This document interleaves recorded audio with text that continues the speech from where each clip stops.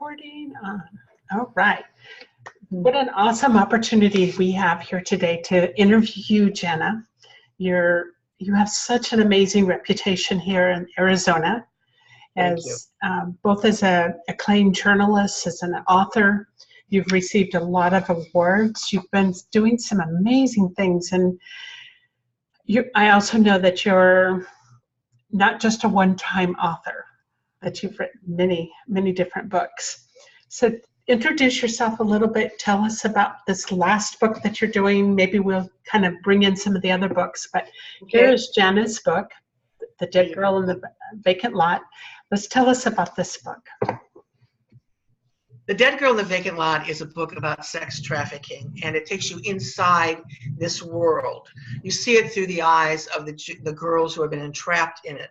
You see it through the eyes of an investigative reporter from Phoenix, which is my hero. Her name is Joya Bonner, and she knows nothing about sex trafficking. When this all happens, when all of a sudden there's a girl that she knows in Phoenix that it goes missing. There's a girl in her hometown in North Dakota that's disappeared, and you open the book by her discovering this pitiful dead girl in the vacant lot that the police are kind of dismiss as just a teenage prostitute.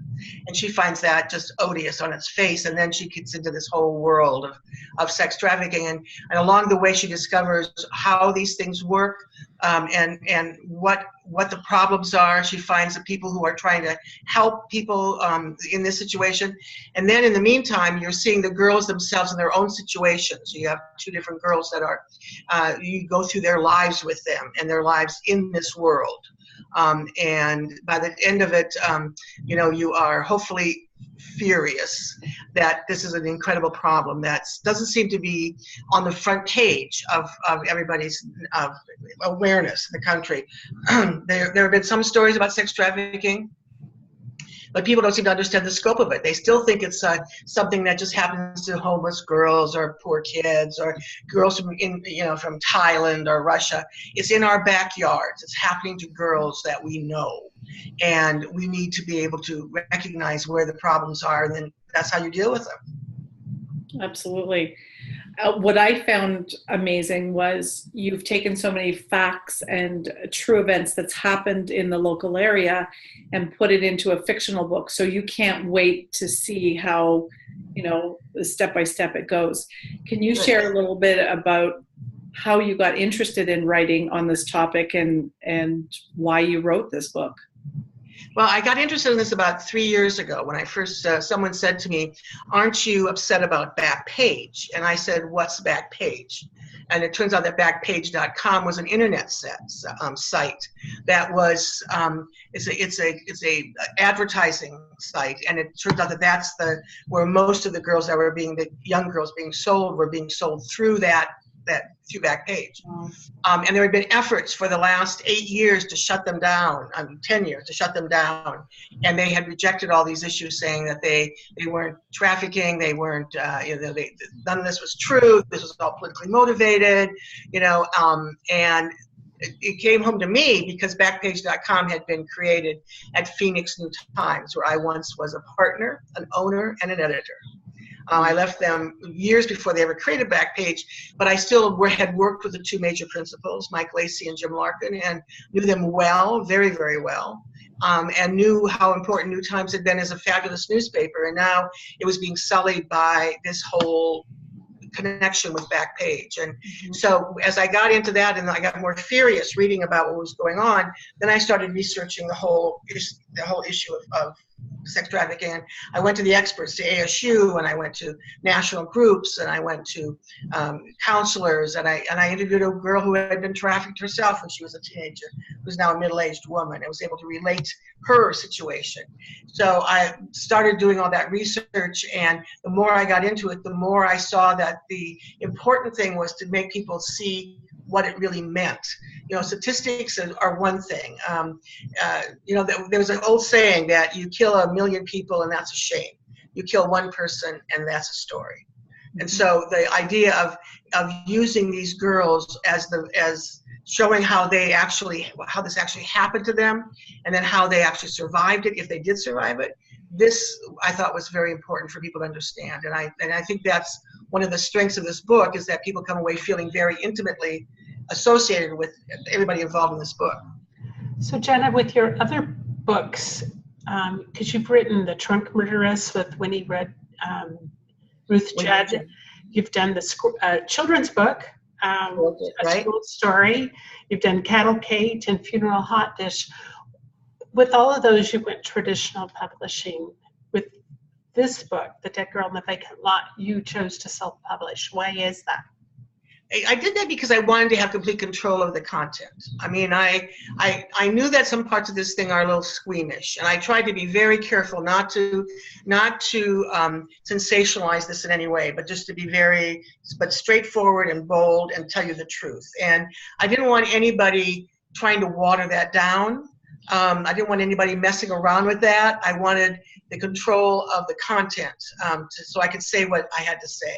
And I also thought that I could market it probably better than most publishers, because most publishers are not very good at marketing, to tell you the truth. And I found you guys, and that was fantastic. So you helped me with that. And I just thought that this was a book that would sell itself, that I could present this book and it would find an audience. Yeah.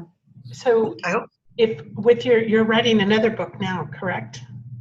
I am, and this one is a totally different kind of thing. I mean, this is a book for a family. It's a profile of a man and his art collection for a private family, and so they've hired me to do that. So that's sort of a totally different, that's almost a journalistic effort here over on the side. But then the next book I'm going to write, I want one more Joya Bonner book. She's my investigative reporter, and I want one more book. So if anybody's got a hot topic that they think Joya should get into and try to... That's awesome. We love Joya. Let me know. Yeah. I want to show the cover here. I know this cover is very meaningful, and I was wondering if you could tell the backstory of this cover. I can. I designed that cover, and when I was writing this book, you're in Phoenix, all over Phoenix in this book, and at one point, that statue, which is called Release the Fear, which stands at Central and Roosevelt, and has for a decade, it is all made up of 4,000 pounds of melted down weapons that were used in violent crimes. And my friend Robert Miley is the artist of that statue, and I used that sculpture. I used that as a clue in the book. One of the girls recognized it. Oh, I know that. We went by that. So it was like this wonderful clue. And I thought, what else could more represent something that helped you save a young girl's life than this sculpture? So I called Robert and asked him if he'd allow me to use the image, and he said absolutely.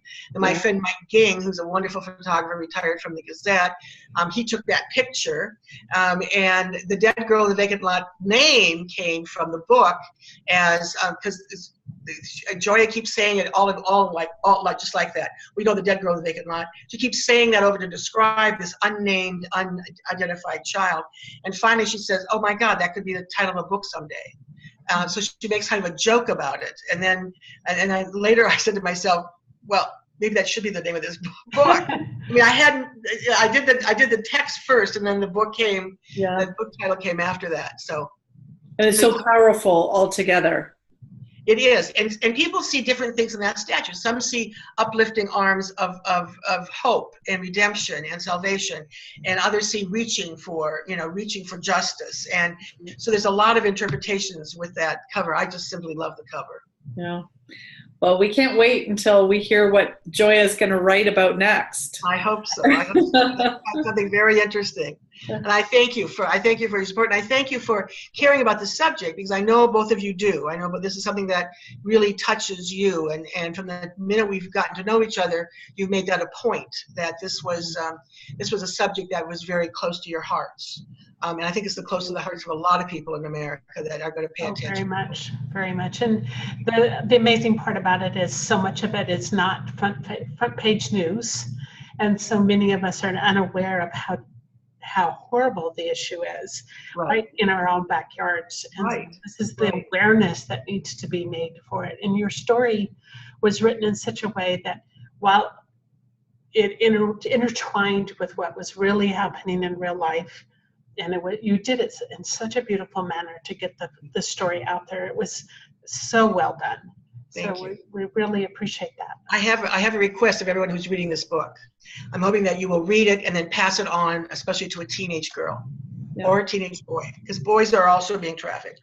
But I think if teenagers can read this kind of book and see the inside of what their life could be like, it might armor them not to be sucked into this thing, because so many innocent children are just sucked into this without ever realizing that they're on the brink of danger. I mean, they meet somebody at a mall and he becomes a benefactor and a friend, and he's cute and he's flirty and this whole thing. And the next thing you know, they're gone. One of my girls, in fact, they say the most terrifying chapter of the entire book is the second chapter, where my North Dakota girl meets her pimp at her grandmother's funeral. Yeah. She thinks he's the love of her life, and she follows him, and she thinks this is the most magnificent man in the world.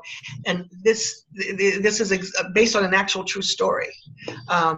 And so I'm hoping that teenagers will also be exposed to this and will get smarter. Yeah. Not just in them reading it, but also in the awareness that they can have to watch out for their friends. Right, exactly. Watch for the signs. Yeah. Right. One other thing that I thought was very unique was that you put those back pages and really went chapter by chapter and showed, the true events, the locations, who you spoke with to learn about what you've written. And that was powerful. Well, as a journalist, I have to satisfy my journalistic soul, and so the way I do that is with my endnotes. I do that in every book I write, actually. Lately, in the last 5 years, even the nonfiction book, even the historical novel, Cattle Kate, which is about the only woman ever lynched in the nation as a cattle rustler. The whole end was the endnotes that tell you the entire true story of this woman, Ella Watson, who had been lynched. So that even if you want to know the true story, there it is. If you want to just enjoy the story that I weave around those events, then that's fine too. But in this case, I also thought it was important that you knew what was happening and what what everything was, and what the citations were, and where the information came from, so that you didn't think that this was in any way blown up or misrepresented. I wanted to be sure that people knew that this is exactly how it's happening. Yeah, perfect. Well, it's been a joy working with you, and we look forward to the next book. Good.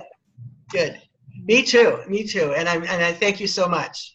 Well, and you enjoy your nice weather where you are. You're bragging about 70 degrees. I know. It's obscene to even say that to someone in Arizona at this time. So I know. Thank you so much for coming on live with us here on Facebook, and we hope the message gets out in a very powerful way. For those that are our listeners, we are doing this is our first of our weekly author interviews. Jana is our first one. And as we go forward, we have actually, when we started announcing that we were doing this, our calendar filled up for 4 months, just like that. So every week at 2:00 on Thursday, we have an author interview.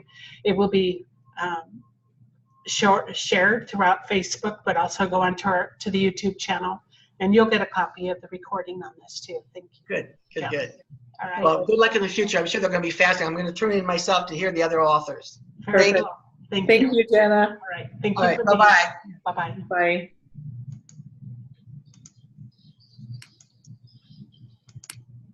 There. Ta-da! Hey, that went great, didn't it? Yes, it did. Nice and smooth. Good. All right. Thank you so much. Thank you, and enjoy your card game. I will. Okay. All right. Bye-bye. Bye-bye.